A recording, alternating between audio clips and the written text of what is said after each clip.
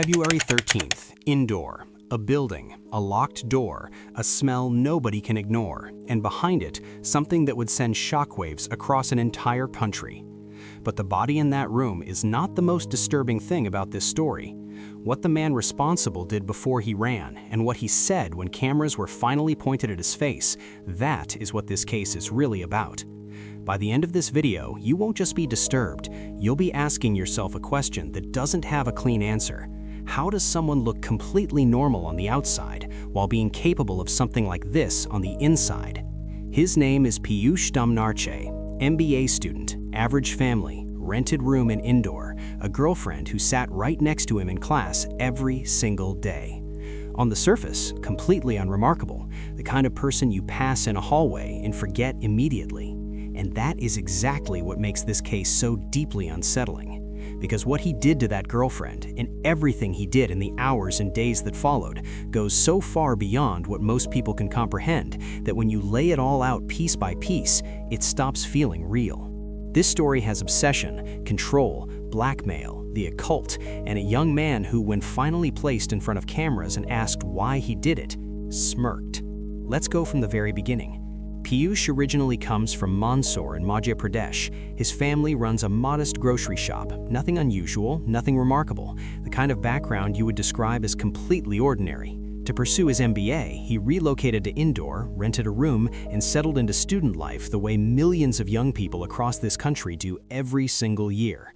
He had classmates, he had friends, and he had a girlfriend, a young woman in the same class, the same schedule, the same space. From the outside, they looked like a completely typical college couple. But the reality of that relationship was something else entirely. By every account, Meena was bright, warm, and positive. Her family had always given her freedom and trust. She was never micromanaged or controlled at home. Piyush, however, was suffocatingly possessive.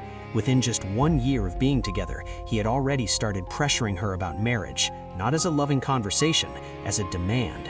He expected her to be fully committed to his vision of their future, on his timeline, by his terms. And anytime they argued, which was frequently, his default response was suspicion and accusation. If another male student so much as exchanged words with Meena, it became a full conflict. Every interaction she had with anyone else got filtered through his jealousy and insecurity. And yet, as happens so often in these situations, Meena stayed. She loved him. She made allowances. She was caught in a cycle that, from the inside, is incredibly difficult to see clearly. She had absolutely no idea that the person she trusted most was going to take her life. February 10th, 2026 is the last day Meena's family sees her safe and well. That morning, she has a straightforward errand to run, a correction to be made on her birth certificate at the collector's office. Her father drops her off there himself, watches her walk inside, says goodbye, and drives away thinking nothing of it, just another ordinary morning. A few hours later, Meena messages her younger sister. She says she is going to a friend's birthday gathering that evening, that Piyush will be with her, and that she will be back home by around 11 at night. That is the last time her family hears from her directly. 11 p.m. comes, no Meena. Midnight, still nothing. The family starts calling her friends, anyone who might know where the gathering was, who attended, whether anyone had seen her leave. Nobody can place her. Nobody has any information. They try to reach Piyush. He does not pick up either. The following morning, Meena's family files a missing persons report. Police began attempting to locate both Meena and Piyush. Their search leads them to Piyush's rented room in Indore's Dwarkapuri area. The room is locked. The neighbors have nothing useful to offer. No sightings, no information, no idea where he has gone. For 2 full days, there is nothing. Then on February 13th, residents of that building begin noticing something impossible to ignore. A powerful, deeply unpleasant smell seeping out from behind Piyush's locked door. Police are called immediately.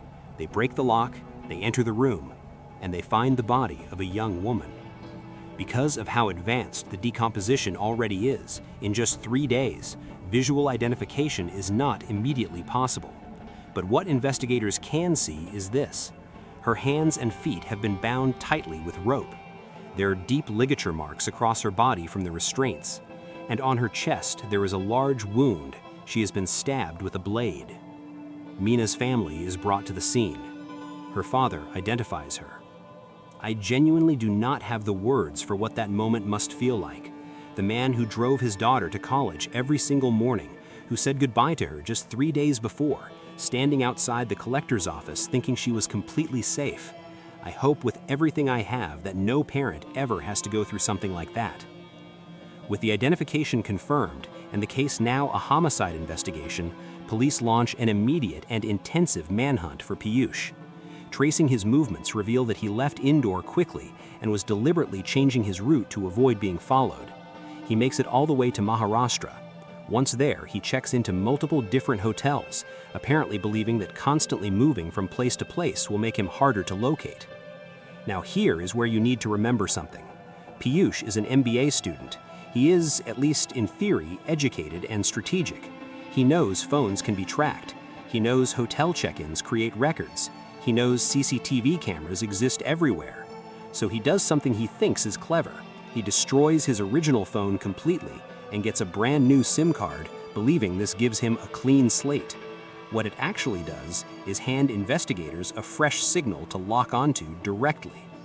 Mumbai's zonal police coordinate with the Indore team, trace the new number, and on February 14th, Valentine's Day, Piyush is taken into custody in Panvel.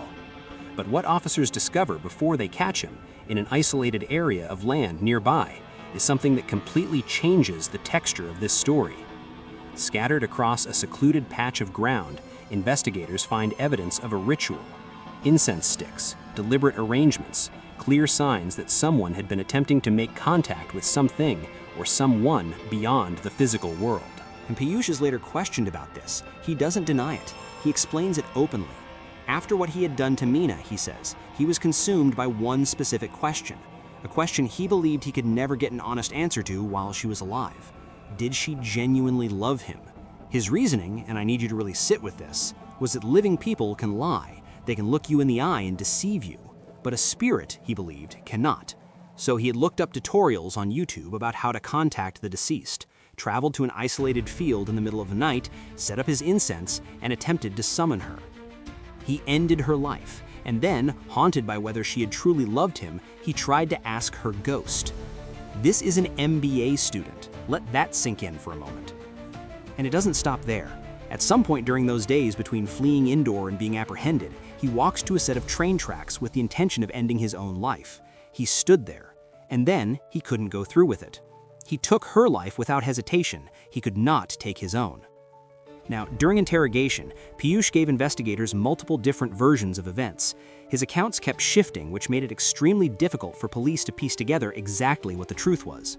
But after extensive questioning, a clearer picture did begin to emerge. According to what investigators were able to establish, Piyush had been pushing for marriage for some time. Meena's family, however, was not accepting of the relationship. This made him furious.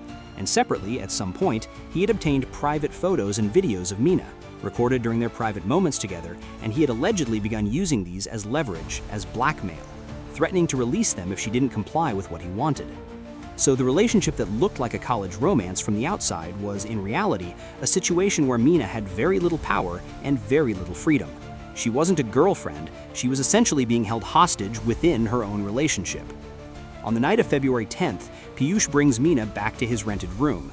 There he attempts to cross boundaries she has clearly set. She refuses. He does not respect that refusal, and I think most of you understand what I'm saying without me having to be more specific than that. After this, a violent argument breaks out. Piyush had noticed that certain applications on Meena's phone suggested she might be speaking to other people, other men. In his mind, this was confirmation of everything he had already suspected, that she was being unfaithful, that she was lying to him, that she didn't actually love him. In that moment, something in him completely broke open. He bound her hands and feet with rope, tying them tightly so she couldn't move. He stuffed cloth and plastic into her mouth so that no sound she made could be heard through the walls. And then, with that same rope, he began to choke her. Before he could even fully process what he was doing, Meena was gone. What happens next is where this case moves from deeply tragic to something that is genuinely difficult to put into words.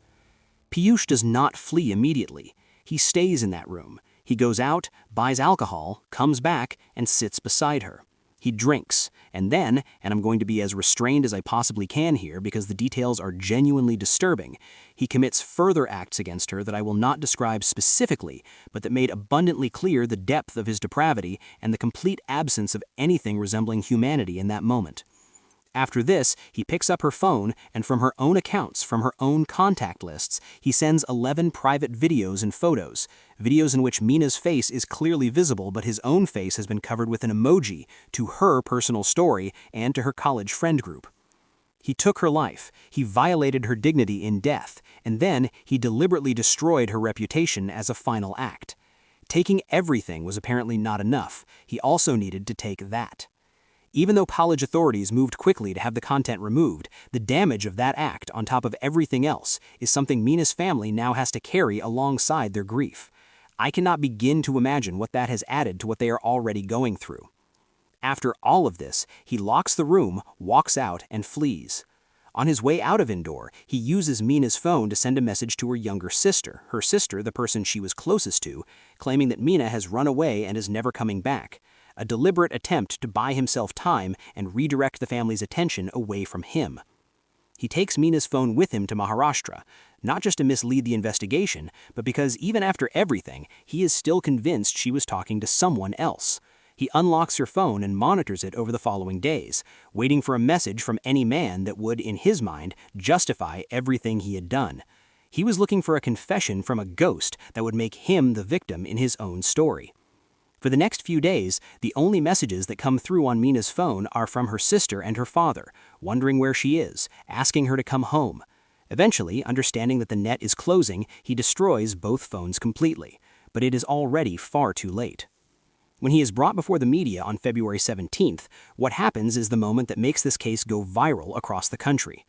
Police had noted that in the interrogation room, Piyush had been emotional, tearful even, performing the role of a remorseful, grieving boyfriend with apparent conviction.